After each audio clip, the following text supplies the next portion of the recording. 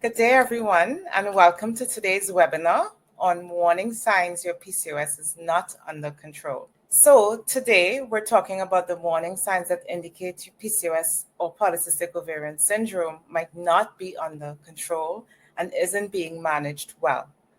This decision is crucial. Even if you're not sure whether you even have PCOS, some of the symptoms and situations we'll cover might resonate with you, and it could be a sign that you might need to be screened for PCOS. We appreciate you taking the time to join us today. We're going to dive right in and cover the key points bullet by bullet. Feel free to ask any questions, seek clarification, or comment at any time during the session. Let's get started and explore the warning signs that your PCOS might not be under control.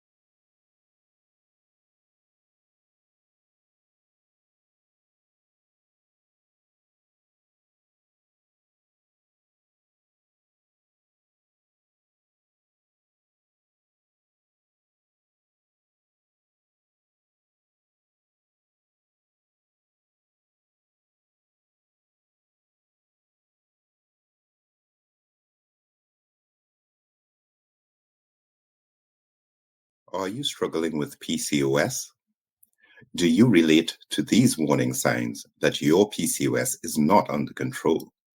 Book an online consultation with Dr. Siobhan Joseph. Dr. Joseph is a leading expert in PCOS management. Book an online consultation for a personalized approach to managing your PCOS. Scan the QR code to get started. So, warning signs that your PCOS is not under control. One of the first warning signs has to be mentioned, which is struggling with getting a good night's sleep. Right now, sleep disorders are common in women who are diagnosed with PCOS, and the sleep disorders are a bit varied. So I'm going to just give a brief breakdown of how sleep really can be impacted and what type of sleep disorder or sleep disturbance you might be affected by. So the lingo, right, the terminology is important. So there is a difference between having disturbed sleep or sleep disturbance and a sleep disorder. And unfortunately, if you do have PCOS, especially with the weight factor or being overweight, or you just have hormonal imbalances, the mood disorders that come with it, and just in general, any aspect of a more unhealthy lifestyle, there is this sort of a roller coaster ride where your sleep is concerned. You're more at risk, actually, if you're sleep deprived or not sleeping well, to develop diabetes and heart disease.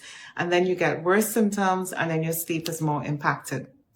It's important to know the terminology, as I said, right? So sleep disturbance includes any altered sleep duration. So the time you're supposed to be sleeping, and if it's altered in any way, that's a disturbance.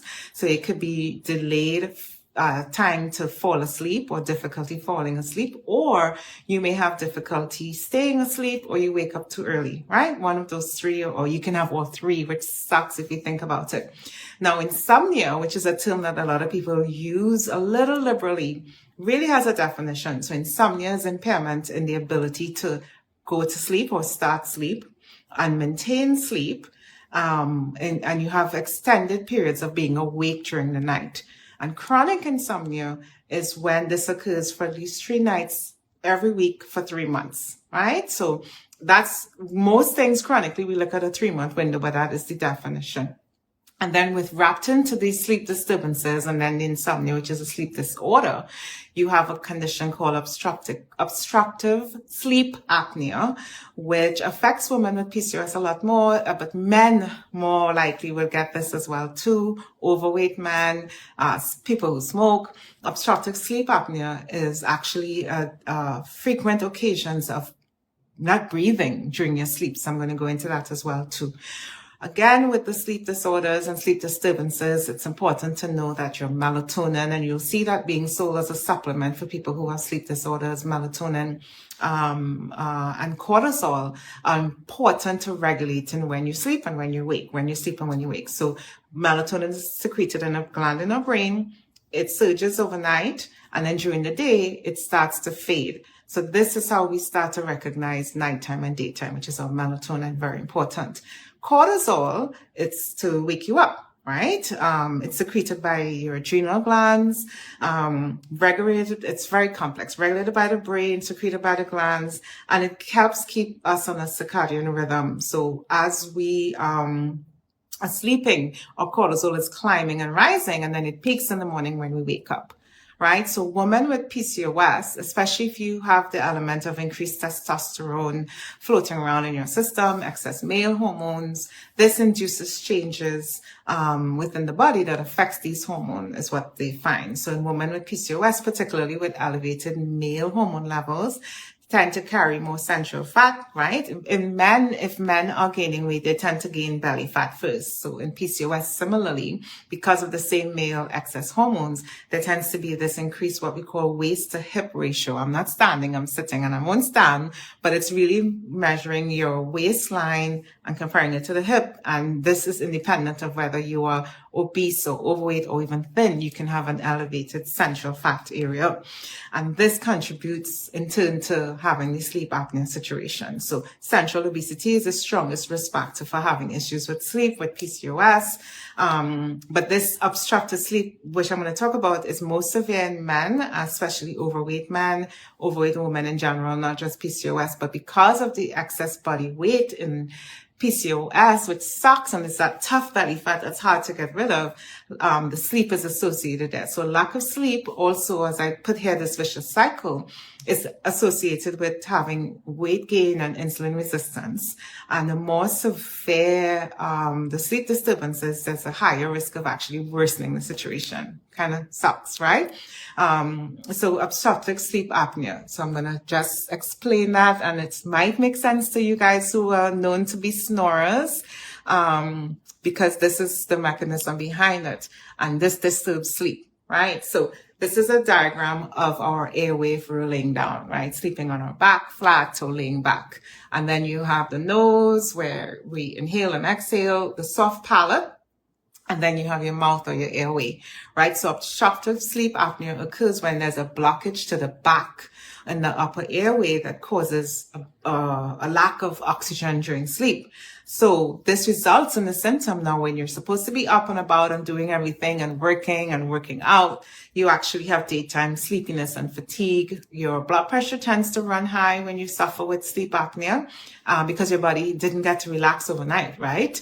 And also easy weight gain, because again, the things that should be happening overnight are not, because there's this oxygen situation where there's a lack of oxygen during sleep.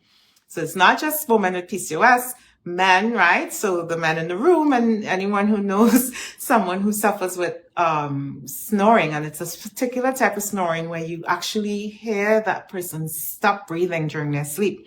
So it occurs when the muscles in the back of your throat, I'm pointing to my own throat, but the back of the throat, they're too relaxed, or they sort of sag a bit, and they relax too much to allow normal breathing. So these muscles are supposed to support the roof of our mouth, the soft palate, which is the roof of the mouth, the triangular little piece of tissue in the back of our throat, which is the uvula. That muscle is supposed to be sort of pulling that up as well, to your tonsils and your tongue. So in this situation, those muscles get a bit lax, and it has to do again with weight gain, rapid weight gain, central weight gain. And there is a crowding situation that happens, and it narrows the airway. And as you are trying to breathe in while sleeping, it hampers your breathing, and it can last for 10 seconds or longer. This has been timed, right? Now, this can lower the amount of oxygen you're taking in and cause a buildup of carbon dioxide, which is not good. None of this is good. So your brain senses there's this lack of breathing while you're sleeping. So your brain wakes you up, and it's a very brief moment where you wake up, you open your mouth, you gasp for air. It's literally the sound that happens. And it's so brief that most people don't remember that this is happening during their sleep. You can awaken with the shortness of breath sensation that quickly corrects itself within 1 or 2 deep breaths, or you make a snorting noise. I just did it, choking or gasping sound. And this can happen as often as 5 to 30 times every hour all night long. So this person is not sleeping. And these disruptions impair the ability to reach the full, real, deep sleep, restful sleep, and you probably will feel sleepy the next day and so forth, which is why high blood pressure is an issue, and just poor performance and so forth. So people with obstructive sleep apnea might not be aware of these interruptions in their sleep and don't realize that just night after night you're not sleeping well at all, right? So if you, or Reese's laughing, yes, the snorting. I don't know if anyone recognizes this situation, but there's a name for it, there's a fix for it. But what we have found is that women with PCOS, with central obesity, excess male hormones are more prone to this as well too, because men get this, and this is really that type of snoring where you hear that person stop breathing, and most people don't remember that's been happening, right? So that's sign number one that your PCOS is, warning sign number one that your PCOS is not under control or not being managed well. Number two really hits on the mental aspect of PCOS. Your mental health is not in a good space. And the studies have been well established that PCOS has an increased risk of depression, anxiety, and now they're including and folding in a lot more layers of mental illness, such as bipolar and obsessive compulsive disorder. So sometimes we make jokes, as I said, and we throw these things around, just like we say we have insomnia, but these are actually valid conditions that you may be suffering from that has not been well diagnosed.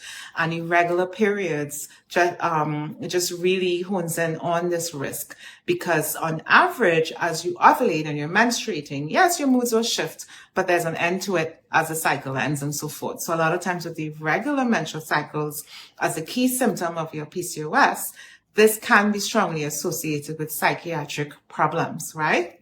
And then, of course, you can layer in family history of psychiatric disorders and stress and life and everything else. One study found that menstrual irregularities or irregular periods in women with PCOS was the strongest predictor for them having mental health issues, especially when they were dealing with excessive facial bed growth and infertility. The two separate parameters were found to they got feedback that the women they felt less feminine. Their fertility was impaired by their PCOS, so they suffered a lot of mental health issues there. And of course, the physical features, especially bed or male pattern growth, there was a strong indication that they were at risk for having mental health disorders. Another study that looked at women with PCOS saw that they were actually more prone to having a more exaggerated expression or response rather to stress, emotional stress. So this study, they looked at 32 women who had PCOS and they measured their cortisol levels. I just talked about lack of sleep, and cortisol is what's rising as we are nearing the end of our sleep and waking up. So they measured this because this is a stress response hormone, And then they looked at 32 women who didn't have PCOS, and they both compared their similarities to exposure to stress. They exposed them to 15 minutes of stress, measured the values after and compared. And what they found, even when they matched for age and weight and everything else, that despite the emotional response or how bad the anxiety was in the study, the response stress-wise was higher or more exaggerated in women with PCOS. And again, this is the type of PCOS or the feature of PCOS where the periods are pretty irregular. So imagine being PMS prone for weeks and there's no end, because as I spoke about PMS in the past, PMS ends when you start to bleed. So this cloud lifts, so usually around cycle day 2 to 3, if it's really and truly PMS and not colored in with other forms of mental health disease and disorders. But because there's irregular periods with PCOS, anxiety and depression are elevated in some women. And there's been consistent evidence, as I said. They found up to about 50% of women with PCOS who had irregular periods, and especially women who weren't diagnosed or weren't previously diagnosed or didn't know that they had PCOS, 50% were actually noted to be classified as clinically depressed, compared to about 30% of women.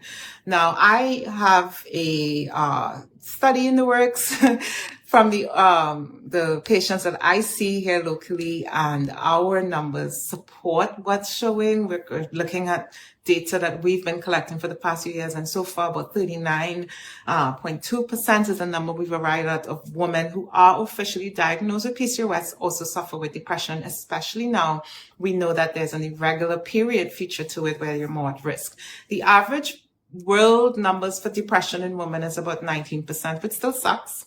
That number is a bit high in general because of the condition and what it entails, but with PCOS, it tends to be anywhere between 25 to 50% in some populations, right?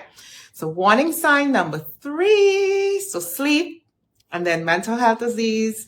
Warning sign number 3 that your PCOS is not being well maintained is that you are struggling to lose weight or maintain. I squeeze maintain in there because you might be at the weight that you like, but it's hard to stay at that weight. Or you are overweight or obese and it's hard to lose it. PCOS weight gain is triggered by these male hormones. So I believe it's either yesterday or today, the week is merging together, but I was asked in the office, like, why do we even, I was going over labs with a patient and very smart, and she asked, why do we even need these male hormones? We need testosterone and the versions of testosterone for our hair to grow, right? But in small amounts. We need it for digestion, for our intestines to work, for our bowel movements, right? Which is why some men will never experience constipation. We need male hormones for libido, sex drive. But again, in certain times of the month, we get the surge and for certain purposes. But with PCOS, you just have some features of PCOS where it's excess amounts of these male hormones. When a man gains weight, they tend to gain it centrally, right? First, bare belly or pooch belly or whatever you want to call it. Dad bod tends to be central weight gain. Their arms might stay about the same for some time until they've gained additional weight. So because weight gain is triggered by male hormones in PCOS, it's typically in the abdomen and it's pretty hard to lose that central weight. I'm sure everyone will agree to that. So instead of having a pear shape, as they say, women with PCOS tend to have more of an apple shape, right? And this is not everyone. This is people who struggle more so with their weight as their feature of their PCOS. So there's apple shape and pear shape, where the waist to hip ratio, as I spoke about, is higher in centrally, more obese women who suffer with the feature of PCOS with excess male hormones. So in overweight women, the symptoms and just in general, the overall risk from having PCOS could be really improved by losing the excess weight. They have established, again, it doesn't have to be crazy. You really could just lose 5% of your weight and see a significant improvement in some of your PCOS symptoms, including irregular periods, even the excess male hormones, which causes, the acne and the hair growth and all the other features. 5%, right? Come on, guys. That's not a big deal, right? But it is hard and it does still require consistency, but that's 5% really can make a difference. So unfortunately, because there's no cure for PCOS and weight is always an issue and food is good, right? Or whatever Lizzo sang about. But it means that you kind of always have to keep working at this central weight that tends to collect there because that is what throws off the hormonal balance. The 5% you can calculate easy and set your goals. You can also calculate your body mass index, which is your BMI, which is the ratio of your weight to your height. They have calculators online for that. And just keep focusing on that 5%, which again, when you think about it, it's not that crazy, right? In terms of 5 portions of some form of veggies and fruits or combos of those. Stick to whole foods, right? Whole grain, whole meal, whole grain cereals, brown rice, and stay with lean protein as well too, which again, most of us know these things, but it's consistency that's important because it is harder to lose weight with PCOS, right? Why is it harder to lose weight with PCOS? as I said before, just think of where men tend to gain their weight, right? At first, they, again, very regular sized men do have this central weight gain as well. And with PCOS, it's harder because your body is in fat storage mode consistently. So this, I'm speaking, I'm preaching to my women out there who go all day because it's so busy and you haven't eaten and you're literally in, some form of starvation mode. Intermittent fasting is separate, which I've spoke about already, and that requires knowing exactly what you're doing. But just starving and not having a healthy eating pattern, your body ends up being in fat storage mode. So your insulin is the hormone that takes the glucose from our foods, and it takes the glucose via your blood, the sugar from your foods, and pushes it into the cells for us to use as energy to burn. So PCOS does, in some women, affect the way that your insulin works, right? Insulin resistant conditions develop, and your body then pumps out more insulin trying to get it to work. And that insulin that accumulates causes problems. Too much insulin now in the system, while you're not burning energy, it's still working to promote fat to be stored. And that's where the weight just glums on and it's difficult, mostly in the midsection. Right? So that high insulin. And then if you thought that was bad, you're even hungrier. So your body's in fat storage mode. You're packing everything glucose wise is being shoved into cells to be stored as fat or in fat cells. And now you're hungry. So as part of promoting fat storage, insulin, that excess insulin, which is not working right, is still effective in promoting appetite stimulation. So you get these strong, I'm using the word strong, intense, even urgent cravings, in some insulin resistances. And that is also a sign that there's diabetes down the line as well, too. The high levels of insulin is why with PCOS, some people feel more hungry more easily, right? And if not managed, these cravings can sabotage even the best eating habits, the best nutritional plan, because again, I said strong, it's intense. And again, it's because all this excess insulin is just raging and you end up eating more calories, so you gain weight. To counteract that, try not to skip your meals, try to eat often, include a lot more protein than you think you need. Most women tend to be behind on their protein intake, and replacing some of your carbs and the starches with protein is important as well too. Avoid sugary foods. That midsection, if you wanted to go, you got to cut back on that sugar. Right? For exactly the reason that I just explained. So with PCOS, some women will have abnormal insulin regulation where your appetite is increased and it's difficult for you to feel full from what you're eating. So you tend to eat more, but your body's in fat storage mode, right? And then within your diet as well, too, it's important to just be aware that there are some things that are actually spiking your sugar as well, too, when you're eating. So if you've been watching your diet and you're still not seeing the pounds shedding, it could be the types of foods you're eating. So you literally can just do a food diary, just mark down things for the week, look at the ingredients in your shake. If you're doing protein shakes, maybe that's where the sugar's hidden. Think of how much fruit you're doing and the types of fruits, and think about food in terms of what we call the glycemic index, which is this item or this apple is sort of worth this amount of sugar, right? And just back off on processed foods as well, too. And that's part to the key to that central weight loss, right? The next, I'm running down the list now. The next sign still has to do with the way we eat, but there's those cravings that I spoke about. Most women with PCOS, I'm sort of possibly repeating a few things there, but this is important to still point this part out. With food cravings, again, I said strong, urgent, it's out of control. You feel this monster inside of you. Most women with PCOS will crave sugary foods, even though you know you've eaten, even though you know you just had a meal. And this again is due to the high levels of insulin that I spoke about. So if you are craving sugar, I advise not to ignore the cravings. Like, how could you ignore these cravings? But opt for fruit for your sweet craving instead of sugary foods during that moment. So try fruit first. Vitamin B complex might curb sugar cravings as well too. which is important because within the vitamin B complexes is inositol, which, again, most studies are pointing to that as an option if you don't want to do metformin for sugar and insulin regulation as well too. But B vitamins curb sugar cravings. So if you're craving a lot, again, reach for fruit first. Don't ignore the cravings. Try to eat more balanced regular meals, load in veggies and protein as well too. Don't reach for the sugary foods, and then maybe try some vitamin B complex as well too, because the vitamin B is the building block for your metabolism and your nervous system, right? So it's B1 all the way to B12, and most times you can get those as a combined supplement. Don't skip your meals.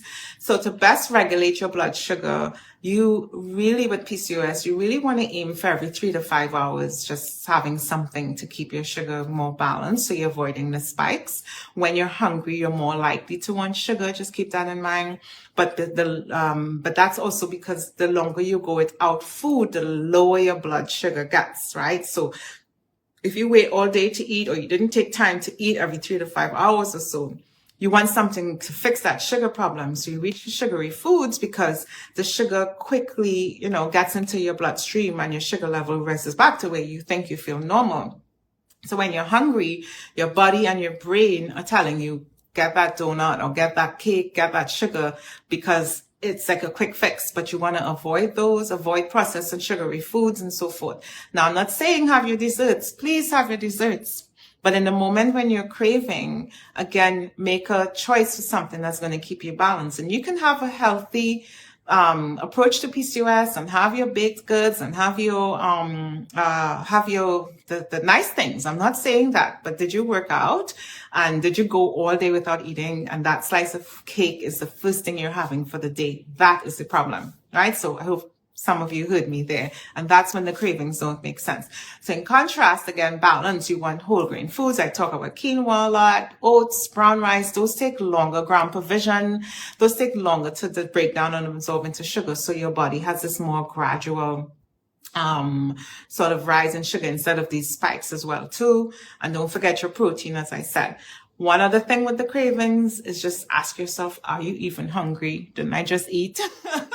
And before eating foods that aren't good, maybe drink some water, remember your health goals, just kind of take a moment. And some people are emotional eaters, and you want to make sure that you kind of assess, am I hungry? What's going on with me? What did I eat today? Before you reach for that item. Or maybe do something to just distract yourself from eating again if you know that you're actually not hungry. One of the papers I looked at, they talked about sitting with your feelings instead of sitting with the food. So as uncomfortable as it might be, am I depressed? Am I anxious? Why am I eating again? And really sort of examine to see what could be affecting you. I thought that was good, right? And overall, PCOS is real. And if you tried all of these things and you're still dealing with these intense cravings, then you may want to talk to a doctor to review what your options are, to assess your insulin levels. Am I pre-diabetic? Am I diabetic? Should I be on medication as well too? So you definitely want to look at those as a sign as well that I may need to get some screening done, or when was the last time I got any testing done, right? So we are, I think, on the 5th warning sign. I believe so. Yeah, 5th warning sign that your PCOS is not under control. Look at her face. So mood swings out of nowhere. If anyone can relate to this, many women with PCOS struggle with mood disorders, right? Including depression, which I touched on before. But just in general, a mood could be classified as being irritable or easily irritated. Kids are bugging you. You feel lethargic. You're just not feeling to do much. You're not motivated, quick to anger or short temper as well too. And it usually comes down to one of 3 things, right? For most women, there's probably been a lack of self-care or taking time to relax. Yeah, there's no prescription I can give for that. Lack of self-care. Eating the wrong inflammatory foods, whether it's gluten, which can affect the gut for some women. Dairy might be a trigger for you to be in a mood, and migraines and all these things. Sugar, common trigger as well too. And then the third thing is lack of exercise, right? If you're in this mood and this funk, a lot of times you need to get moving, especially with the element of PCOS where there's an irregular period or you're not ovulating and so forth. That's important. So lack of self-care, taking time to relax, eating things that really are triggering you to not be in a good mood, and of course not sweating, not exercising. So on moody days, right, if you're snappy, you're short-tempered and so forth, it's literally something you start noticing patterns of, and you want to say, instead of being like, I'm just in a bad mood, I'm whatever, you want to more so say, well, what did I do for myself? When last have I been to the gym? Instead of saying, let me have some ice cream to fix my mood, maybe the dairy and the sugar in the ice cream is not going to fix your mood. I just talk about sugar spikes. So you want to ask, did I eat something did I eat something that put me in this mood? What did I have today? What put me in this mood? Was it that extra cheese that I had? What is it about the mood based on what I ate? And also, can I eat something to lift my mood? A fruit salad or smoothie or something as well too. And doing self-care Saturdays and all those things are important, right? Now, warning sign that your PCOS is not being managed is your hair. It's either growing in the wrong places, particularly along the lower half of the face, the chest, the back, tummy, abdominal hair on the inner thigh. All of these are very common places for PCOS to be a problem. And then you have hair loss on top of that. So hirsutism is excess facial and body hair. And while a woman with PCOS may grow thicker hair on their body, on their face, that same individual may experience hair thinning and hair loss, which is now being called female pattern hair loss. And it sucks because once you lose that hair, it doesn't grow back, but you definitely may need to be evaluated to figure out how to stop losing additional hair. Now, I talked already about the fact that we need male hormones, right? We need testosterone in some amounts for some functions. And it's important for a young girl to have a surge of testosterone when puberty happens and triggers the armpit hair and so forth and pubic hair and all of that. And this has important functions. But with PCOS, when you have excess male hormone production, this results in what we call virilization, which refers to having more masculine features, excess hair in places where it doesn't usually grow, where it's not supposed to grow. And these extra androgens then cause the hair to thin and drop, especially near the front of your scalp, which is the female pattern hair loss. Now, the hair that's lost won't grow back, but again, there's treatments to try to stimulate the growth of new hair. Right? Now, the hormonal imbalance aspect of PCOS, the male hormone, is what causes that. So hormones that are imbalanced may need to be treated with hormones. So a lot of the times with the hair loss, the dermatologist or your gynecologist will talk to you about the birth control pill or a tablet called aldactone or spironolactone, which is actually a diuretic, like it pushes water through our kidneys, but it's effective for treating the balding or thinning or hair loss as well too, which is considered an off-label use. So when it's prescribed, it has a lot of specifications when you're aldactone. It can cause birth defects, so you need to use condoms or birth control. And also, it should be managed with a professional dermatologist. But what it does, it blocks the male hormones' impact on the skin. And sometimes they might start with aldactone to get the skin better and then transition onto birth control as well too. In the US, the only FDA approved medication to correct thinning or balding in the hair in women or female pattern baldness is Rogaine. That's the brand. The ingredient is minoxidil. And that commercial has been out forever. And it's still the only drug that they have approved for this. It's a topical treatment that applies to the scalp. It's given daily and it promotes hair growth and tries to get that thicker appearance of the hair as well too. But beyond that, it's a lot of experimental stuff where hair loss is concerned, hair transplants, which are pretty expensive and they don't always look good. And then there's like a bunch of home remedies. Be careful because again, once the hair is lost, you may want to see a professional for that. The one thing I found, there's a study from 2016 on zinc. I think I say the word zinc a lot during the day. But this study where PCOS is concerned was important because it looked at women with PCOS-related hair loss. And they looked at the effect of zinc supplements. And they found that just taking 50 milligrams of zinc, which is usually rolled into most vitamins, but it could be purchased separately, but most times they put zinc. So you kind of need to just be consistent with something. But if you're having a hair loss issue, zinc for at least 8 weeks, they saw that there was beneficial effects on women who had suffered hair loss, and it also reversed some of the hirsutism or excess hair growth as well too. So zinc is a key one, which you can just pick up at the store. Weight loss is on the list here if you're losing hair. Again, the weight, the hormone imbalance. So losing just 5 to 10% of your body weight can reduce this symptom of PCOS as well too. And then a lot of studies talk about biotin, very popular supplement that's often used for hair health and growth. There's a lot more studies needed on that. There's not a lot of evidence specific to PCOS, but it might be worth a try. Because studies have shown that biotin can, over 3 months of use, can improve hair growth as well too. But other things you want to do, be careful with your hair products. If you're losing hair, speak to your hairstylist, be frank with them, let them know you have a hormonal imbalance. Maybe they need to watch my lives if they're doing your hair and you have PCOS, but you want to figure out ways to not put too much tension on your hair, which promotes the hair to break and hair loss. If you're used to parting your hair in one way and that part is widening, that's a sign also that the hair is thinning. So if you have a widening part, you may want to switch that up. You will see different products that will promote hair root growth and so forth.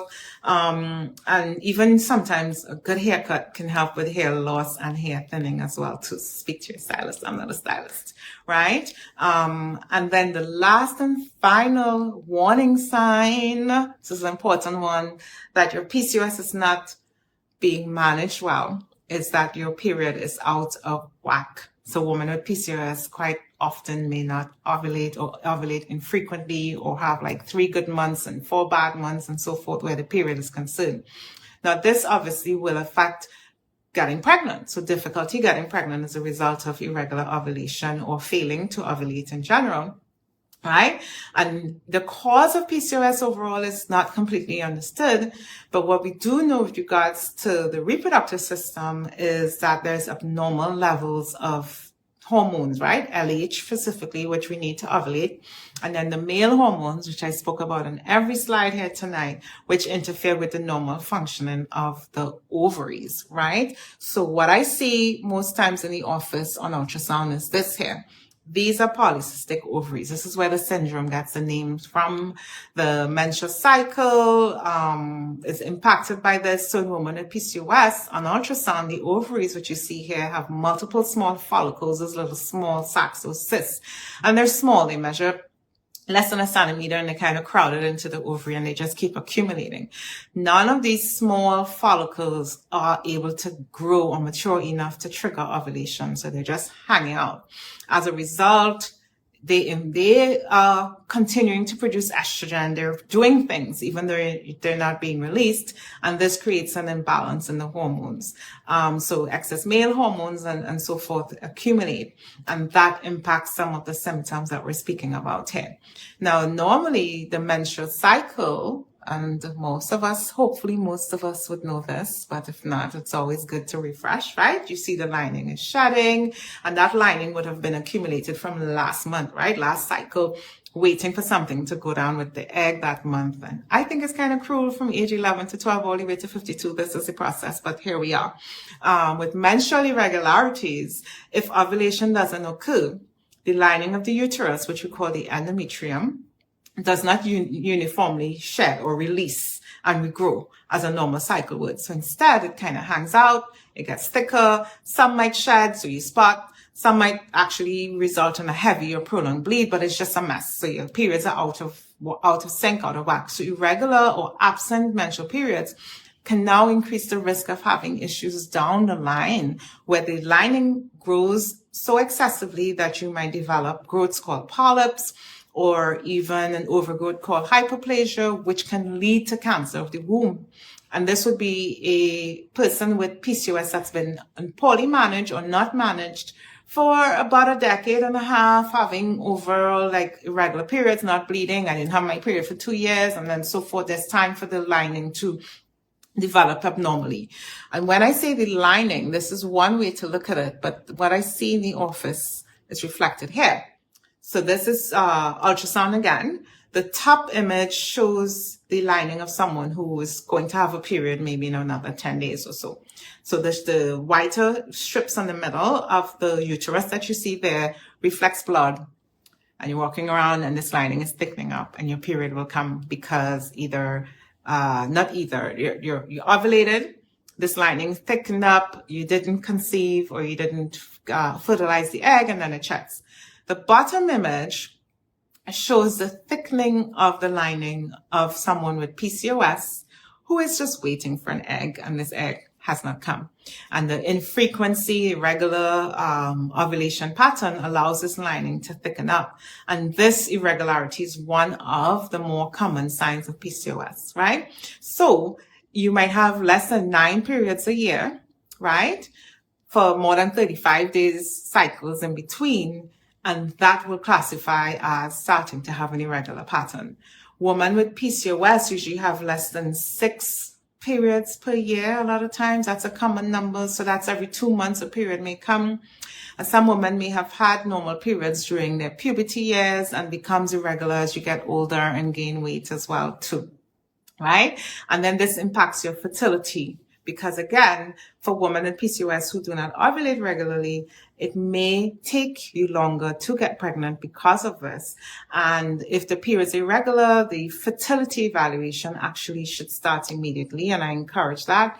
I try to dissuade the notion that, oh, you're young, just keep trying and all these things. Like literally, you could be already aware in your mid-20s that I'm going to have a problem conceiving. So you could set things in place to try to figure out what needs to be fixed by the time you're ready to conceive. If a woman with PCOS has irregular periods as a feature on her symptom, fertility evaluation should be considered. And luckily, a lot of the testing overlaps there.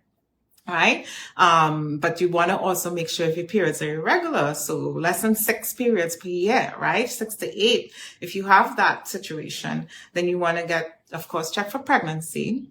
I have to say that a lot sometimes, but you want to get a screen for your prolactin level, which is actually the milk hormone that could be elevated and contribute to irregular periods. Your thyroid must be screened. And then, of course, checking those hormonal imbalances with PCOS as well, too, are important, right? So I think I touched on the warning signs quite in-depthly. I don't know if anyone had any questions or comments. We touched on struggling to sleep, right? We touched the obstructive sleep apnea. For those of you who joined us late, you can go back through when I post this and see if that relates to you. But that's that snoring style where you actually stop breathing for a bit. It's more prevalent with PCOS. We touched on the mental health, right? Depression, response to stress. You get more emotional response to stress with PCOS, especially when you have irregular periods. You're more at risk for PCOS causing you depression and anxiety. So you need to get that looked at. Number 3, the warning sign was, I'm doing things kind of okay, but my midsection just isn't going and budging anywhere because this is triggered by excess male hormones, and you have an apple shape instead of a pear shape, and the midsection, the food cravings we touched on, right? Those can be worked on a lot. And of course, the mood swings and the hair loss and irregular periods. Are you struggling with PCOS? Do you relate to these warning signs that your PCOS is not under control? Book an online consultation with Dr. Siobhan Joseph. Dr. Joseph is a leading expert in PCOS management. Book an online consultation for a personalized approach to managing your PCOS. Scan the QR code to get started.